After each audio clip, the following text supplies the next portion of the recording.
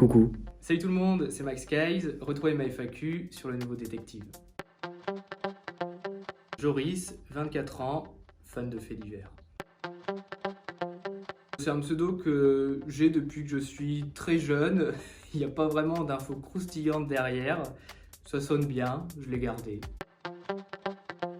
J'ai commencé ma chaîne YouTube très tôt, j'ai lancé il y a 10 ans, je faisais avant du jeu vidéo, après j'ai fait de l'urbex, puis j'ai partagé ma passion des faits divers parce que je lisais beaucoup justement de faits divers avant, et je me suis dit pourquoi pas les partager en vidéo, et puis ça a plu.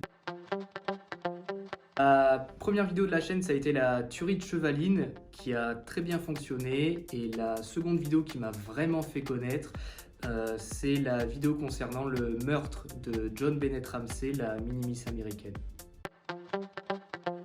Je suis tombé sur des livres, j'ai découvert justement que des livres résumaient ce genre d'affaires sans trop les romancer, par ordre chronologique avec tous les détails. J'ai adoré, et une fois que je suis tombé sur l'un de ces livres, j'en ai acheté encore.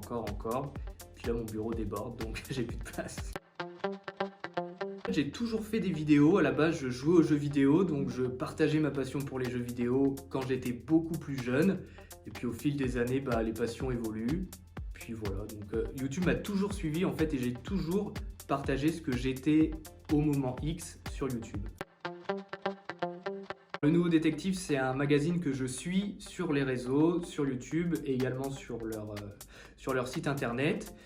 Ça me permet de découvrir des fois des histoires que je ne connais pas, malgré le fait que je cherche régulièrement de nouvelles affaires à présenter. La force du Nouveau Détective, c'est qu'ils ont des journalistes qui sont envoyés sur le terrain, et ça permet d'avoir des infos en plus qu'on ne peut pas avoir en étant nous-mêmes chez nous dans notre bureau. Je suis très content d'être ici, ça se passe super bien et l'équipe est top. Je dirais que c'est l'affaire du docteur Godard. C'est un homme qui, je crois, part en vacances avec ses enfants, disparaît, on retrouve des ossements, des vêtements et autres, et on n'a jamais vraiment su ce qui s'était passé. Une affaire récente que j'ai traitée sur la chaîne, c'est BTK. Je trouve que c'est un homme très intéressant malgré ce qu'il a fait, pour un peu plus connaître sa personnalité, comment il a réussi à avoir deux vies, celle d'un père et celui simplement d'un tueur en série qui étranglait des femmes seules chez elles. C'est beaucoup de recherches, toujours lire des articles, regarder ce qui sort, être au courant en fait de l'actualité, et chercher aussi ce qui s'est passé simplement dans le passé. Donc regarder un petit peu des articles qui résument diverses affaires et tenter de trouver un petit peu la perle à présenter.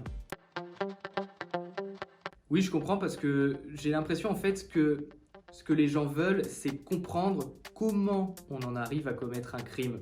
En réalité, on aime bien un petit peu connaître la scène de crime et ce qui s'est passé, mais le plus intéressant et généralement le plus croustillant entre guillemets, c'est de savoir comment on en est arrivé là, comment par exemple un père va tuer d'un seul coup toute sa famille, alors que tout le monde le décrit comme quelqu'un de gentil.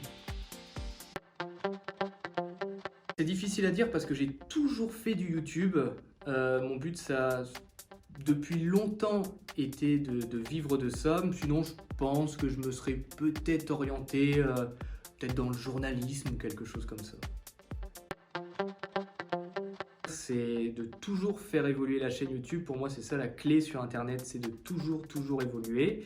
Et puis, pourquoi pas de faire naître d'autres formats, de faire évoluer les HVF et d'accomplir d'autres projets.